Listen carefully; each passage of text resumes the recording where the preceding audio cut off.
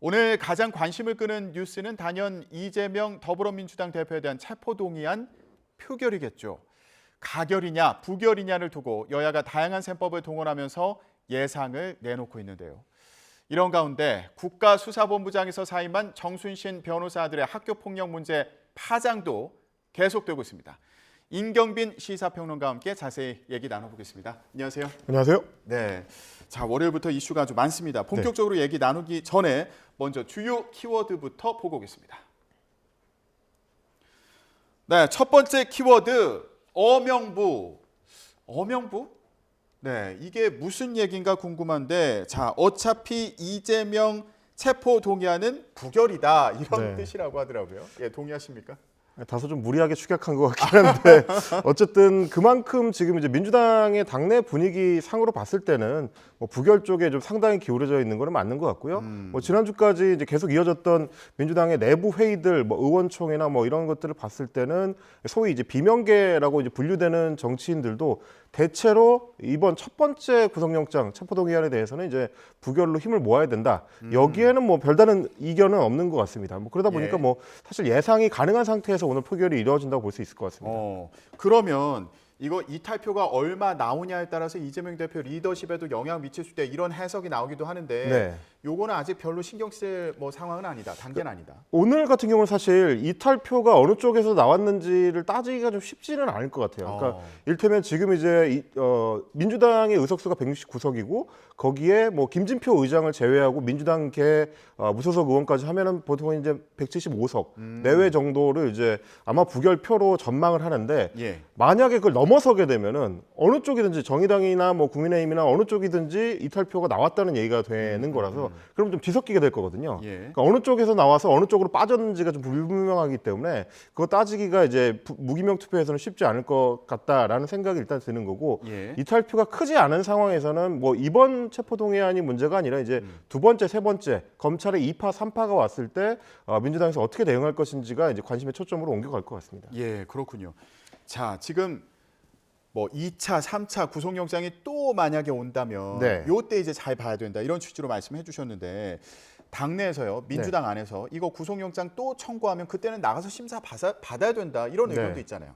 그러니까 이제 그거를 두고도 당내에서도 의견이 좀 갈리는 것 같아요. 왜냐하면 이제 이번에 온 구속영장 같은 경우는 이재명 대표를 둘러싼 의혹 사건들 중에서 가장 핵심이라고 할 수 있는 이제 대장동 사건이 이제 들어 있는데 지금 검찰이 수사하고 있는 다른 내용들, 뭐 예를 들면 이제 쌍방울 그룹 관련된 의혹이라든지 아니면 뭐 백현동 사건이라든지 이런 것들은 의혹의 어떤 깊이나 의혹의 어떤 파장이나 이런 게 대장동 사건만큼 크진 않거든요. 그러면 이게 두 번째, 세 번째로 온다고 하더라도 국회의원들 입장에서 봤을 때 어느 정도의 이 문제로 인식을 해야 되느냐 이게 어느 정도의 충격파로 받아들여야 되느냐가 조금 다를 거예요. 그럼 그건 결국 어디에 달려 있느냐? 앞으로 진행할 검찰 수사에 있어서 검찰이 얼마만큼의 사실관계를 추가로 밝혀낼 수 있느냐?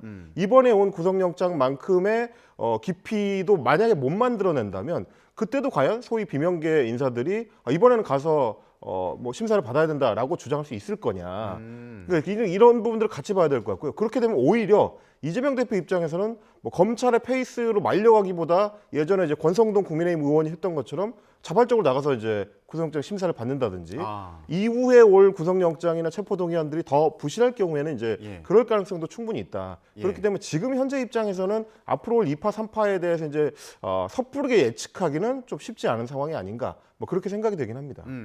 민주당 쪽 얘기를 들어보면 이거 이번에 아니 이렇게 법정에서 싸우겠다는 의지를 지금 갖고 있는 거잖아요. 그렇습니다. 이재명 대표 같은 경우에.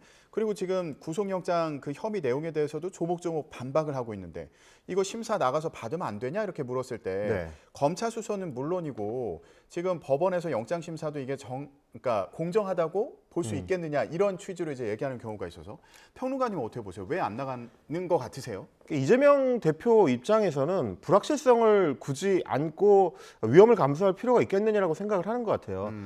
우리 같은 경우에 보면 이제 법원에서 발부를 할 때 구속영장 발부율이 상당히 좀 높은 편이긴 하거든요. 80% 내외 정도로 이제 보는데 워낙에 이제 사안이 중대하기 때문에 이재명 대표 입장에서는 자신이 있다고 하더라도 혹시 모를 가능성. 그래서 만약에 구속이 되게 되면 이제 정말 심각한 문제가 될 수 있는 거라 그 가능성을 좀 줄이려고 하는 것 같긴 한데 그래서 당 내에서 고민하는 사람들 중에 꼭 그게 이제 비명계가 아니더라도 차라리 선제적으로 좀 치고 나가서 판을 흔들기 위해서는 오히려 구속영장 실질심사를 받는 쪽이 이재명 대표 입장에서 장기적으로 나을 수도 있다. 아예 끊어버린다. 논란을 그렇습니다. 끊어버리자. 여기서 만약에 구속영장 발부가 안 되게 되면은 뭐 정부나 검찰의 입장에서는 굉장히 좀 심각한 어떤 판이 흔들리는 상황이 될 수 있기 때문에 그게 오히려 정치적 정무적으로는 좋은 판단일 수 있다라는 의견도 물론 있습니다만 이재명 대표 입장에서 이제 불확실성을 감수할 필요가 있겠냐 뭐 예. 그런 생각을 좀 하고 있을 것 같습니다. 예. 오늘 이제 정의당의 선택도 주목되는데 정의당은 당론으로 불체포 특권 이제 폐지해야 된다. 그러니까 체포동의안 이거 가결을 당론으로 정했잖아요. 네. 류호정 정의당 원내대변인 저희가 조금 전에 이제 인터뷰를 했는데 인터뷰 봤습니다. 네. 예. 물론 이게 구속영장이 발부가 될 거다. 만약 심사를 받는다면 그거를 전제로 얘기한 건 아닙니다만 이재명 대표가 구속되더라도 민주당이 망하진 않는다. 무너지진 않는다. 이런 취지의 얘기를 했거든요. 이건 어떻게 들으셨어요? 그 이제 뭐 남의 당이니까 다른 당이니까 이렇게 말씀을 하실 수가 있는 건데 네. 뭐 저는 이제 이런 측면을 봐야 될 것 같아요. 지금 이제 민주당의 소위 이제 비명계 인사들이 주로 이재명 대표의 공천권과 관련해서 문제 제기를 많이 합니다. 지금처럼 이런 어떤 의혹 사건들이 많은 상황에서 내년 총선까지 이 상황을 계속 그대로 끌고 갈 거냐, 예. 당에 이렇게 부담을 많이 주는 게 맞느냐, 결단을 해줘야 되는 거 아니냐 이런 얘기들 많이 하는데, 근데 이제 내밀한 사정을 좀 들여다 보면은 류호정 정의당 의원하고 말씀하고는 좀 다르게 소위 이제 비명계 인사들도 실제로 이재명 대표가 당 대표직을 그만두거나 공천권을 완전히 내려놓는 게 본인들 입장에 상수가 아니라는 거예요. 그래요? 왜냐하면 결국에는 네. 공천을 받는 게 중요한 게 아니라 내년 총선에서 당선이 되는 게 중요한 건데 지금 문제 제기하는 비명계 이 의원들이 주로 지역구가 어디냐면 수도권이거나 충청권 경합 지역이나 뭐 이런 곳들입니다. 그런 곳들은 뭐냐면 내년에 총선을 치를 때 당의 상징 자산을 갖고 있는 이재명이라는 카드가 필요합니다. 만약에 이재명 대표가 정말로 당대표직을 내려놓고 예. 내년 총선에 전혀 기여를 하지 않거나 뭐 검찰 수사를 통해서 이제 구속되거나 이런 상황이 되면 수도권 선거는 민주당 굉장히 어려워진다고 봐야 되거든요. 그건 상징적인 인물이 없기 때문에 뭐 구심점이 없다 이런 의미인 거예요. 그렇습니다. 그러니까 이게 이제 기본적으로는 지난 대선을 거치면서 민주당의 구심력으로 작용해가지고 이 들어온 지지층이 대충 한 4~5% 정도는 된다고 보기 때문에 만약에 이재명이라는 이제 상징 자산이 날아갔을 때 예. 그 4~5%가 내년 총선에 참여하지 않는다. 그러면 민주당은 수도권 선거에서 굉장히 어려워집니다. 그러니까 그런 걸 고려했을 때 비명계 인사들한테 가장 좋은 카드는 뭐냐면 이재명 대표와 일종의 딜을 통해서 공천을 보장받고 이재명 대표가 총선에 이끌어주는 거죠. 그게 좋은 거지. 진짜로 비대위가 서가지고 비상대책위원회가 들어오게 되면 다선 의원들은 공천 보장받을 가능성이 커지거든요. 비대위는 아무래도 정통성이 약하기 때문에 그러면 비대위 체제에서 총선을 칠 때가 자기 재선을 위해선 더 어려워질 가능성이 있다는 가능성을 보고 있기 때문에 예. 그게 이제 계산이 단순하지 않다. 그러니까 복합적인 면들을 같이 봐야 됩니다. 예. 그러니까 지금 이재명 대표 지지층 대선 때 이제 들어온 그런 지지층들의 여론을 무시할 수가 없다. 그렇습니다. 이런 부분 말씀해 주셨고 그러면은 이번에는 체포동의안을 부결시키되 이거 사퇴가 전제돼야 한다라는 의견도 있지만 이거는 지금 영향력이 크게 없을 것으로 보인다. 이런 저는 좀 말씀이시고요. 그렇게 보는 거죠. 이건 이제 명분에 이 앞세우는 부분인 거고 실제로 소위 비명계들이 원하는 것은 내년 공천을 둘러싼 자기 자리 보장이라는 걸 생각을 해야 되기 때문에 그래서 저는 다음에 올 검찰의 2파, 3파 구속영장 체포동의안에 대해서도 어떤 정치적 상황과 맥락을 살펴봐야 될 거다. 지금 예단하기는 쉽지 않다. 뭐 이렇게 보는 겁니다. 검찰의 수사 상황과 어느 정도 내용이 나오는지도 좀 봐야 된다. 그렇습니다. 이런 말씀도 해주셨고요. 알겠습니다. 이재명 대표 체포동의안 오늘 국회에서 어떻게 결론이 날지 지켜보기로 하고요. 자, 다음 키워드 보여주시죠. 자, 검사 출신 특혜냐, 연좌제냐? 예, 두 번째 주제입니다. 자, 정순신 국가수사본부장 아들 학폭 논란으로 하루 만에 사임을 했습니다. 네. 그런데 정치권에서는 이게 고위공직자 인사검증 논란으로 번진 상황입니다. 대통령실과 법무부 인사정보관리단에서 이거 검증 제대로 안 한 거 아니냐 이런 지적이 나오고 있어요. 그러니까 지금 그럴 수밖에 없는 게 일단 법무부 인사검증관리단에서는 검증을 했느냐는 기자들의 질문에 대해서도 제대로 된 답변을 안 내놓고 있거든요. 검증을 했는지 여부를 알려줄 수 없다. 예. 사실은 이거는 그동안 법무부 인사정보관리단에서 얘기했던 거하고도 좀 배치가 됩니다. 지난해 이제 출범할 때도 야권에서 계속 많이 지적을 하니까 예. 그 당시에 뭐라고 설명 자료를 냈었냐면 음지에 있던 인사 검증 업무를 양지로 끌어내서 투명성을 높이겠다. 그래서 질문할 수 있도록 하겠다라는 게 인사검증관리단의 출범 취지였는데 근데 검증 여부에 대해서도 지금 정확히 확인 안 해주는 그렇습니다. 질문은커녕 확인도 안 해주는 상황이기 때문에 일단은 1차적으로 좀 이해가 안 되는 거고요. 그리고 이제 그동안에 알려져 있었던 인사검증의 단계라는 게 1차적으로 법무부 인사검증관리단에서 검증을 하고 예. 그걸 다시 이제 대통령실로 보내면 대통령실 공직기관 비서관실에서 2차 검증을 해서 확정하는 방식이었기 때문에 안 했을 가능성은 별로 높지 않다. 그러면 왜 걸러지지 않았느냐에 대해서 이제 추가로 설명을 해야 되는 거기 때문에 그 부분에 대해서 좀 곤란해하는 거 아닌가 예. 그렇게 생각이 되는 거고요. 또 하나는 지금 이제 이게 연좌제냐 아니냐 여부를 따지는 경우들이 있는데 주로 이제 여권에서 나오는 국민의힘에서 나오는 얘기입니다만은 지금 문제를 삼는 거는 아들이 학폭에 연루가 됐었기 때문에 학폭을 저질렀기 때문에 낙마를 시켜야 된다라는 얘기가 아니고 학폭을 대응하는 과정에서 부모로서 그 당시에 정순신 변호사가 어떻게 대응을 했었느냐. 그래서 이제 피해 학생의 그 어떤 상황을 우선하고 자기의 자식을 반성시키는 쪽으로 가는 게 아니라 마치 변호사처럼 자식을 방어하고 법리적으로 따져서 최대한 시간을 끌고 입시에 피해가 덜 가도록 하는 방향으로 초점을 맞춰서 대응했었던 거 아니냐. 예. 이 부분이 지금 문제 삼고 있는 거거든요. 그러니까 아들의 학폭 문제에서 그치는 게 아니라 이 당시에 부모로서 어떻게 대응을 했느냐. 그렇습니다. 이거에 대해서도 지금 비판 여론이 있는 거니까 이것도 같이 봐야 된다는 말씀. 두 가지 다 봐야 되는 것 같아요. 부모로서 이 계도해야 될 자식에 대해서 제대로 했느냐도 물론 중요하지만 그보다도 이제 공직자로서의 자세가 되어 있었느냐 그 당시에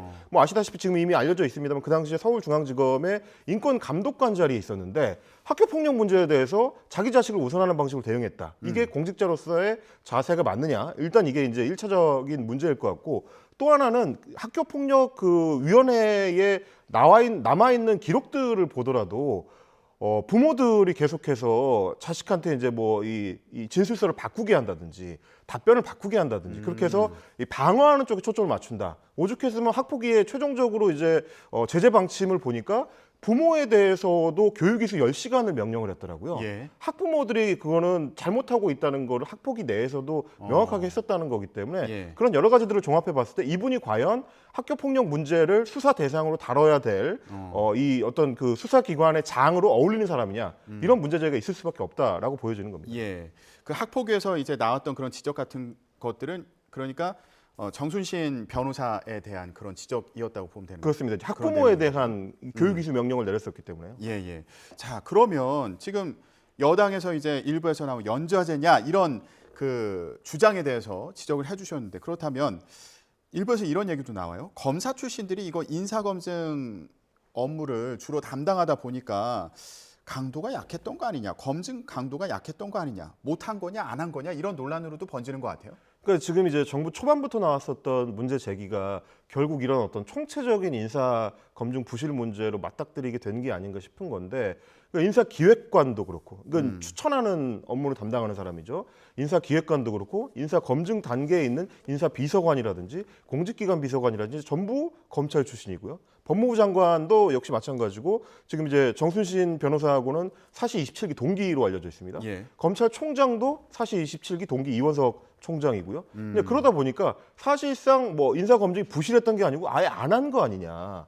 거의 그 수준 아니냐라는 얘기가 지금 나오는 상황이라 좀 걱정이 되는 게 뭐 이제 한동훈 법무부 장관 같은 경우는 뭐 이게 법무부 장관으로서뿐만이 아니라 여러 문제에 대해서 적극적으로 발언을 많이 해왔는데 뭐 이를테면 학교폭력 문제 내지는 뭐 학생들의 이제 범죄 문제에 대해서도 이 뭐 이렇게 촉법 소년의 연령을 낮춰서 아주 어린 시절부터 이제 엄단을 해야 된다라는 걸 강조해 왔는데 뭐 자신의 이제 동기인 정순신 변호사의 자식의 학교폭력 문제에 대해서는 본인이 어떤 생각을 갖고 있을지 궁금해하시는 분들도 많을 거고요. 지금 이제 인사 검증 단계에서도 검찰 인력들이 인사 라인을 다 장악하고 있기 때문에 사실상 검사 출신 인사들, 검찰 출신 인사들에 대해서는 계속해서 인사 논란이 지금 연속해서 불거지고 있거든요. 지금이 이제 처음이 아니다라는 걸 이제 같이 생각을 해야 될 것 같고 또 하나 지금 국가수사본부장의 어떤 인사 절차에 대해서는 지난해 여름쯤부터 검찰 출신 인사가 국수본부장으로 오는 거 아니냐라는 소문이 이미 돌았었고 그리고 이걸 이제 외부 공모하는 과정에서도 정순신 변호사를 제외하고 나머지 후보로 들어왔었던 이 경찰 출신 2명의 인사 같은 경우는 이 치안정감의 자리에 어울리지 않는 두 단계 내지 세 단계 낮은 인사들이 지원을 하고 실제로는 후보군에 있었던 사람들이 다 지원을 안 했단 말이죠. 그러니까 사실상 한 명 몰아주기 아니냐. 이제 이런 얘기가 나왔었기 때문에 그러면 자리에 대해서 인사가 이미 정해져 있었으니까 검증 단계도 이 사람을 되게 하는 쪽에 초점을 맞춘 거고 예. 안 되게 하는 쪽에 검증은 안 한 거 아니냐. 그러니까 여러 지금 복합적인 문제들이 같이 불거지고 있는 거죠. 예, 그런 여러 의혹이 인사 검증 과정에서의 의혹이 이제 제기되고 있다고 말씀해 주셨고요. 근데 또 이런 얘기도 있어요. 자녀 생활 기록부는 검증 대상이 아니고 그리고 관련 내용이 이제 2018년도에 언론 보도가 있었지만 당사자 실명이 나온 것도 아니고 또 검증 과정에서 정순신 변호사 본인이 밝히지 않아서 알 수 없었다 이런 주장도 나오고 있는데 그렇다면 요거 인사검증 시스템 좀 보완을 해야 되는 거 아니냐 이렇게 또 생각해 볼 수 있잖아요. 어떤 부분을 보완해야 될까요? 어제 이제 대통령실 이도훈 대변인의 이제 발언에도 그런 맥락의 이야기들이 많이 있었는데 가족 문제라는 게 이제 뭐 굉장히 좀 접근하기가 쉽지 않다. 이제 이런 식의 취지였거든요. 예. 근데 그렇게 되면은 사실은 우리 인사검증 시스템이 완전히 구멍이 크게 뚫려 있다는 거를 자인하는 셈이기 때문에 그 얘기로는 변명이 되기는 좀 쉽지 않을 것 같고 또 하나 이제 2018년에 있었던 KBS 보도 같은 경우도 그 당시 보도 내용을 보면 이제 검찰 고위직 인사라고 명시가 돼 있습니다. 근데 이제 이런 내용의 보도가 나오게 되면 당연히 어떤 공공기관이든지 누군지를 파악할 수밖에 없거든요. 예. 그걸 모르는 상태로 기관이 손 놓고 있다는 건 말이 안 되기 때문에 당연히 그 당시에도 누군지에 대한 파악은 들어갔을 거고 그래서 문제가 되는 건 뭐냐면 그 당시에 서울중앙지검장이 윤석열 지검장이었고 중앙지검의 3차장 검사가 한동훈 차장검사였고요. 그리고 정순신 검사가 그때 차장검사였습니다. 그러니까 같이 일했었던 사람들 입장에서 봤을 때는 이걸 모른다는 사실이 납득이 잘 안 가는 부분이 많이 있어요. 물론 뭐 익명이었으니까라고 이야기할 수 있겠습니다. 말씀드린 대로 기관 안에서는 파악이 됐을 가능성이 높기 때문에 몰랐을 가능성보다는 오히려 뭐 실제로는 정말 잊어버렸거나 예. 혹은 중대성에 대한 판단이 일반 국민들의 시선과는 좀 달랐다. 이제 이렇게 봐야 될 것 같은 거고 이 부분을 제대로 보강하기 위해서는 뭐 이번에 지금 드러난 것처럼 인사검증 서류에 본인이 직접 직계 좀비 속의 송사에 이 문제가 된 경우가 있느냐를 적도록 돼 있는데 안 썼다는 거 아닙니까? 안 쓰면 검증이 안 되나요? 그러니까 이런 게 문제인 거죠. 경찰도 세평 수집을 하게 돼 있고 예. 인사정보검증단에서도 법무부 검증단에서도 어쨌든 관련된 내용들을 검증을 해야 될 텐데 그거 없이 본인의 진술에만 맡긴다라고 하는 거는 검증을 안 하겠다는 거나 사실 거의 진배에 없기 때문에 예. 이런 변명은 통하지 않는다. 다음에는 이런 일이 없도록 더 촘촘한 검증 과정의 보완이 필요하다. 이렇게 좀 예, 말씀드리겠습니다. 세평 수집이라든가 그리고 과거 전력에 대해서 더 면밀하게 검토를 해서 이런 논란이 재현돼서는 안 된다. 정순신 변호사 같은 경우는 실제로 이제 아들의 그 송사가 대법원까지 가는 과정에서 법정 대리인으로 본인 이름을 올렸었기 때문에 이거는 검색만 해봐도 나오는 거거든요. 예. 이거를 몰랐다라고 하는 거는 변명에 불과하다. 예. 그렇게 해야 될 것 같습니다. 이런 지적이 이제 계속 나오고 있고 정치권에서도 공방이 벌어지고 있는데요. 관련 내용 어떻게 또 진행되는지 지켜보도록 하겠습니다. 자, 이번에는 국민의힘 얘기를 좀 해보겠습니다. 키워드 보여주시죠. 네, 세 번째 키워드입니다. 김기현 의원이 이렇게 얘기했습니다. 수사하라. 예, 국민의힘 당대표 후보로 지금 한창 선거 운동이 진행 중인데 네. 자신의 투기 의혹과 관련해서 국가수사본부에 수사 의뢰하겠다 이렇게 밝혔습니다. 이거 상당히 강경한 입장으로 보이는데요.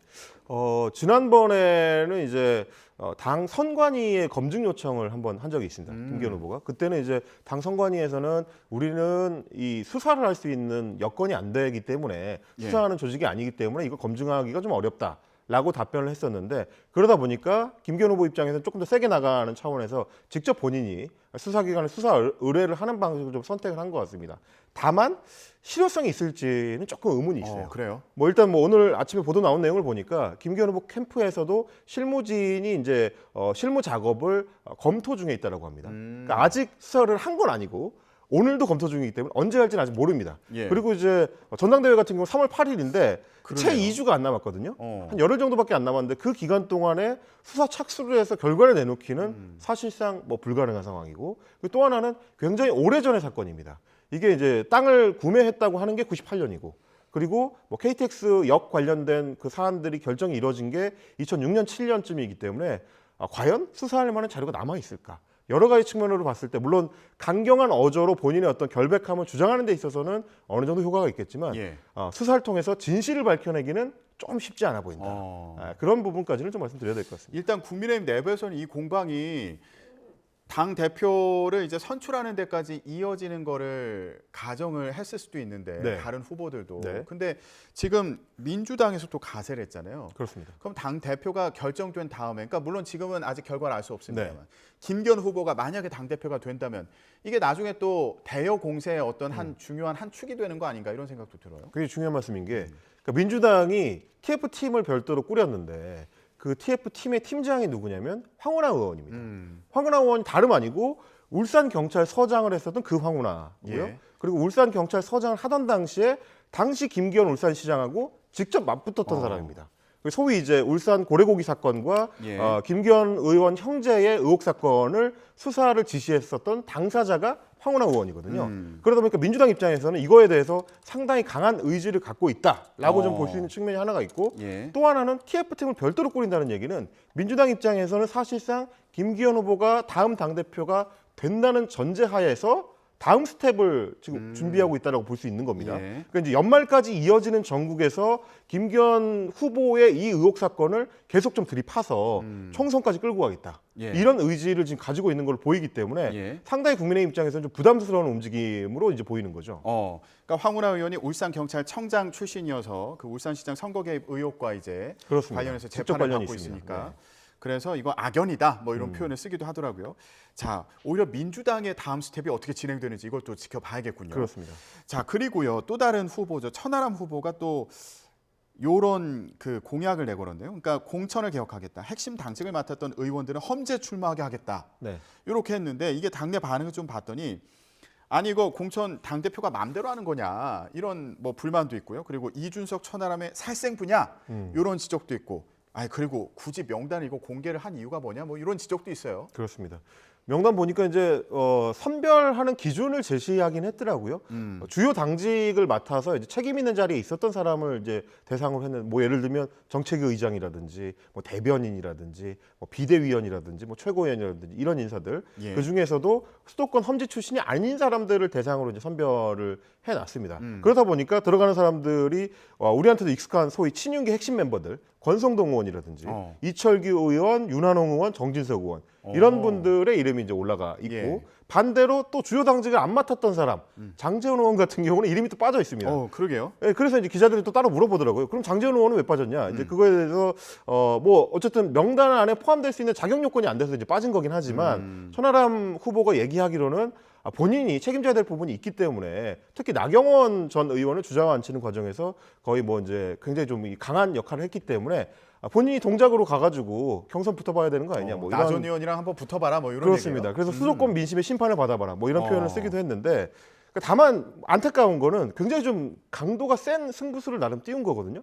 근데 이제 오늘 아침에 이제 조간신문들을 쭉 보니까 김기현 의원의 뭐 땅 투기 관련된 의혹 사건들이 주로 쟁점이어가지고 상대적으로 좀 이렇게 화제는 좀 덜 되고 있긴 합니다. 예. 이게 원래 같으면 굉장히 좀 큰 뉴스인데 다만 안타까움에도 불구하고 어쨌든 천하람 후보 입장에서는 나름의 괜찮은 승부수인 게 이게 대통령실 입장에서는 나쁘지 않은 어떤 카드로도 보일 수 있어요. 왜요? 물론 친윤계 인사들이 많이 포함되어 있긴 하지만 그 친윤계 인사들의 지역구가 국민의힘 계열의 정치를 꿈꾸는 사람이라면 누구나 탐낼 만한 지역구들. 영남권이거나 예. 뭐 강원도의 이제 핵심 지역이거나 수도권에서도 이제 뭐 괜찮은 지역들 이런 부분들이다 보니까 자리가 비면 거기 채울 사람들 많거든요.